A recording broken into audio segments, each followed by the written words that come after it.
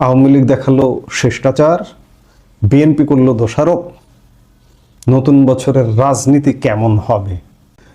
গত কয়েকদিন যাবৎ বাংলাদেশের একজন প্রধান নেত্রী বেগম খালেদা জিয়ার মৃত্যু নিয়ে 30 তারিখ মৃত্যু ঘোষিত হলো এবং 31 তারিখ বিএনপি চেয়ারপারসন এবং সাবেক প্রধানমন্ত্রী বেগম খালেদা জিয়ার জানাজা অনুষ্ঠিত হয়েছে।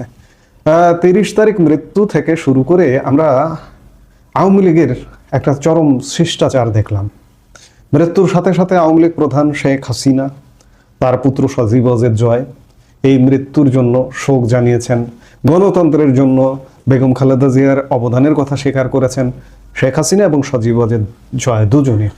আমরা যখন শিষ্টাচার দেখলাম এবং তারও আগে যদি একটু আসি যে তারেক রহমানের দেশে ফেরা, 25শে ডিসেম্বর তিনি দেশে ফিরলেন এবং এই দেশে ফেরাটাকে আওয়ামী লীগের পক্ষ থেকেও এক প্রকার স্বাগত জানানো হলো। তারেক রহমানের ফেরাটাকে আন্তর্জাতিক বিশ্বের একটা নেগোসিয়েশন বা একটা সম্মতির ভিত্তিতে ফেরাটাকে আমরা সবাই ইতিবাচক ভাবেই দেখলাম। কিন্তু জানাজার দিন 31শে ডিসেম্বর বছরের শেষ দিন জানাজা যে হলো, সেই জানাজার যে চিত্রটা আমরা দেখলাম সেটি দুঃখজনক। আমি শুরুতেই শিরোনামটা বলেছি যে আওয়ামী লীগ শিষ্টাচার দেখালো। আওয়ামী লীগ শিষ্টাচার দেখালো প্রসঙ্গে আরেকটু বলতে হয়। শুধু আওয়ামী লীগ প্রধান শেখ হাসিনা বললেই হবে না, সজীব ওয়াজেদ জয়ের কথা প্রশংসা করলেই হবে না। আমি আমার চোখে অন্তত পক্ষে কোথাও কোনো এই যে খালেদা জিয়ার মৃত্যুকে কেন্দ্র করে কোথাও কোনো কটূক্তি, কোথাও কোনো উপহাস, কোনো কিছু আওয়ামী লীগ শিবিরে আমি দেখিনি। আমি কয়েক হাজার মানুষের তো দেখেছি অন্তত পক্ষে। আমি আওয়ামী লীগের কারো এটা নিয়ে কোনো উল্লাস করা বা এটা নিয়ে নেতিবাচক কোনো কথাবার্তা বলা, বরঞ্চ শোকাতুর হয়েছে। অনেক আওয়ামী লীগ সমর্থকও কিন্তু জানাজায় অংশগ্রহণ করেছেন, আমাকে বলেছেন। কিন্তু এটি ইতিবাচক, আমি রাজনীতিতে এটা ইতিবাচক দেখছি। কিন্তু আমার কথা থেমে যাচ্ছে। গতকালকে জানাজায় একটা বক্তব্যকে কেন্দ্র করে আমি গতকালকে আমার সোশ্যাল মিডিয়াতে স্ট্যাটাস দিয়েছি, কথা বলতে হয়তো একটু দেরিতে এলাম। আমাকে আসলে এটি ভাবিয়েছে যে বাংলাদেশের রাজনীতি আসলে কি হবে। আমি যতই ইতিবাচক কথা বলি যে তারেক রহমান দেশে ফিরেছেন, তার বাবা বহুদলীয় গণতন্ত্রের প্রবক্তা হিসেবে তাকে বলা হয়, তিনিও মনে হয় বহুদলীয় গণতন্ত্র বা সব দলের রাজনীতি উন্মুক্ত করে দেবেন। কিন্তু গতকালকের বক্তব্য আমাকে ব্যথিত করেছে। গতকাল তারেক রহমান একজন মাতৃহারা বা স্বজন হারানো সন্তানের পক্ষ থেকে যে দুটো কথা বলতে হয় যে আমার মার ব্যবহারে যদি কেউ কষ্ট পেয়ে থাকেন ক্ষমা সুন্দর দৃষ্টিতে দেখবেন, কিংবা আমার মার কাছে যদি কেউ আমার মা কারো কাছে ঋণ করে থাকে তাহলে আমাকে জানাবেন, আমি ঋণ শোধ করবো। এটা হচ্ছে মৃত ব্যক্তির জন্য তার স্বজনের কমন কথা। তারেক রহমান এর বাহিরে কোনো কথা বলেননি। কিন্তু বিএনপির পক্ষ থেকে একজন বক্তব্য দিয়েছেন, একজন সিনিয়র নেতা, এবং সেটা লিখিত বক্তব্য ছিল। নজরুল ইসলাম খান বিএনপির স্থায়ী কমিটির সদস্য, এবং তার বক্তব্যকে কেন্দ্র করে গতকাল অনেক পত্রিকাতে শিরোনামও হয়েছে, যেমন প্রথম আলো শিরোনাম করেছে যে এই মৃত্যুর দায় থেকে ফ্যাসিবাদী হাসিনা কখনো মুক্তি পাবে না। নজরুল ইসলাম খানকে কোট করে প্রথম আলো গতকালকে শিরোনাম করেছে। নজরুল ইসলাম খান আরো কি বলছেন যে বিএনপি চেয়ারপারসন ও সাবেক প্রধানমন্ত্রী বেগম খালেদা জিয়ার মৃত্যুর দায় থেকে ফ্যাসিবাদী শেখ হাসিনা কখনো মুক্তি পাবেন না বলে মন্তব্য করেছেন দলটির স্থায়ী কমিটির সদস্য নজরুল ইসলাম খান। তিনি বলেছেন, খালেদা জিয়া দেশে বিদেশে কোনো অপশক্তির সামনে কখনো মাথা করেননি। যারা তাকে জেলে পাঠিয়েছে, যারা তাকে গৃহহীন করেছে, তারা রান্না করা খাবার খেতে পারেনি, পালিয়ে যেতে বাধ্য হয়েছে। নজরুল ইসলাম খান তার লিখিত বক্তব্যে আরো বলেন, স্বৈরাচার শেখ হাসিনা, স্বৈরাচার হুসেইন মোহাম্মদ এরশাদ, এমনকি তথাকথিত 111 সরকারের সময়ও দেশনেত্রীকে কারারুদ্ধ করা হয়।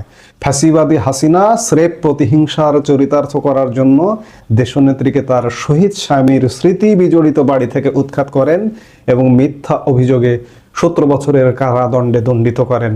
তবু আধিপত্যবাদী অপরাজনীতির সঙ্গে তিনি আপোষ করেননি মত প্রকাশের স্বাধীনতা কিংবা ভোটাধিকার প্রশ্নে। ফলে তিনি হয়ে উঠেছিলেন ফ্যাসিস্ট শাসন বিরোধী লড়াইয়ের অনন্ত অনুপ্রেরণা।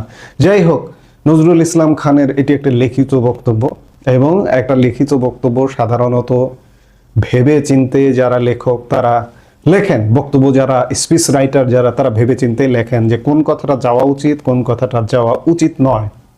গতকালকে জানাজার মতো একটি ভাব ও গাম্ভীর্যপূর্ণ পরিবেশে এই ধরনের দোষারোপের বক্তব্য, তিনি শুধু শেখ হাসিনাকে দোষ করেননি, তিনি দোষ করেছেন হোসেন মোহাম্মদ এরশাদকে।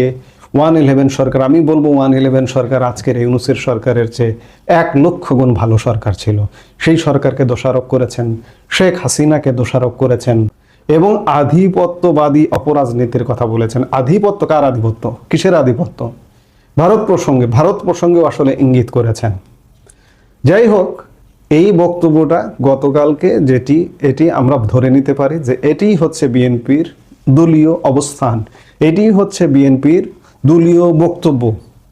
কারণ আমি আগেও বললাম যে একটা লিখিত বক্তব্য, এটা কিন্তু ভেবেচিন্তে নজরুল ইসলাম খান কিন্তু নিজের মস্তিষ্ক থেকে তাৎক্ষণিক বক্তব্য দেননি, লিখিত বক্তব্য দিয়েছেন। এটি যদি হয় বিএনপির রাজনীতি আগামী দিনের, এই যে 26 নতুন বছরে একটা জানাজার দিনে এরকম দোষারোপ প্রতিহিংসার বক্তব্যই যদি বিএনপির স্ট্যান্ড হয়, তাহলে ভবিষ্যতের রাজনীতির জন্য অশনি সংকেত আছে, ভবিষ্যতের বাংলাদেশের জন্য অশনি সংকেত আছে। বিএনপি যদি ভারতের সম্মতিতে বাংলাদেশে এলেন, এমনকি জানাজাতে পর্যন্ত ভারত উপস্থিত হয়েছে, ভারতের প্রভাবশালী একজন ব্যক্তিত্ব এস জয়শঙ্কর বিদেশমন্ত্রী এসেছিলেন, যিনি হুটহাট কোনো জায়গায় যান না, একটা বিবৃতি দিয়ে খারিজ করে দেন, যারা ভারতের শীর্ষ 5 ব্যক্তির একজন। সেই ভারতের আধিপত্যবাদকে নিয়ে যদি এখনো চর্চা করে বিএনপি, অন্যদিকে আপনারা ইতিমধ্যে শুনেছেন যে জামাতও তলে তলে ভারতের সাথে যোগাযোগ করেছে, জামাত ইতিমধ্যে বৈঠকও করেছে। আমরা এগুলো জানি, আমরা বিভিন্ন কন্টেন্টে বলেছি, কিন্তু আজকে প্রকাশ হচ্ছে। তো কাজেই ভারত বিরোধিতার চর্চা করবেন বিএনপি, কিংবা আওয়ামী লীগকে নিশানায় নেবেন যে আওয়ামী লীগ দোষ, আওয়ামী লীগের দোষ, এরশাদের দোষ, 111 সরকারের দোষ। দোষারোপের রাজনীতি জানাজার ময়দান থেকেও উচ্ছেদ হচ্ছে না। এই বক্তব্য থেকে অন্ততপক্ষে আগামী দিনের বাংলাদেশের রাজনীতিটা কি হবে এটি খুঁজে পাওয়া যায়। আমরা খালেদা জিয়ার জানাজা থেকেই একটা হিংসার বার্তা পেলাম। আওয়ামী লীগ যদি মনে করে, বা আমরাও মনে করি, আমরাও ইতিবাচক রাজনীতি চাই বাংলাদেশে, এখনো চাই। বিএনপির দলীয় বক্তব্য এমন হলেও এখনো চাই যে বাংলাদেশে ইতিবাচক রাজনীতির চর্চা হোক।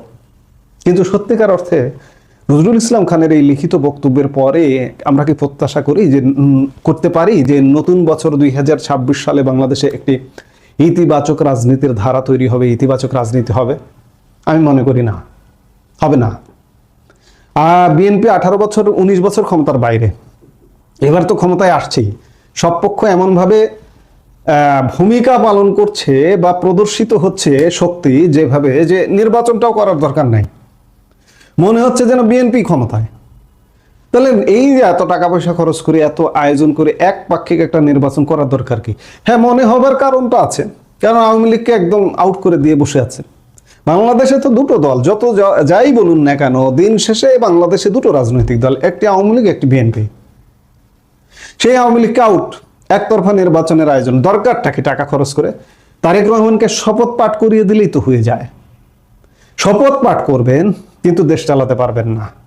আপনারা বছরের শেষ দিন জানাজার দিনেই যে হিংসার বিতরণ করলেন, তাতে দেশ চালাতে পারবেন না। প্রতিপক্ষকে হিংসার আগুনে জ্বালাবেন, আমার প্রতিবেশী দেশ ভারতকে জ্বালাবেন, ভারতের সম্মতিতেই দেশে এলেন, দেশ চালাতে পারবেন না। আওয়ামী লীগেরও বুঝে নিতে হবে যে আগামী দিনের রাজনীতিটা কি হবে। আপন শক্তিতে জ্বলে উঠতে হবে। আপনাকে বাদ দিয়ে, আপনার অধিকার বঞ্চিত করে নির্বাচন হচ্ছে, পাতানো নির্বাচনে একটি দলকে ক্ষমতায় বসিয়ে দেওয়ার একটা ব্যবস্থা হচ্ছে। তাহলে কি বাংলাদেশের রাজনীতি ঠান্ডা হলো, স্বাভাবিক হলো? বাংলাদেশে হবে না। আমরা আর আশা করতে পারি না। আসলে বাংলাদেশে কোনোভাবেই বাংলাদেশের রাজনীতি থেকে আশাবাদী হওয়ার মতো কিছু নেই।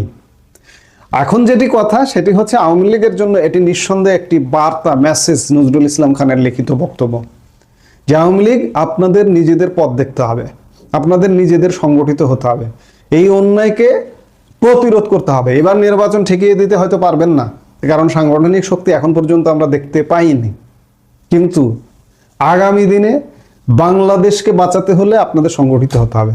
এছাড়া বিকল্প কোনো উপায় নেই। 2026-এর রাজনীতি কেমন হবে গতকাল বক্তব্যই বলে দিচ্ছে যে রাজনীতিটা কেমন হবে। এই মুহূর্তে এ পর্যন্তই। সবাই ভালো থাকুন, সুস্থ থাকুন।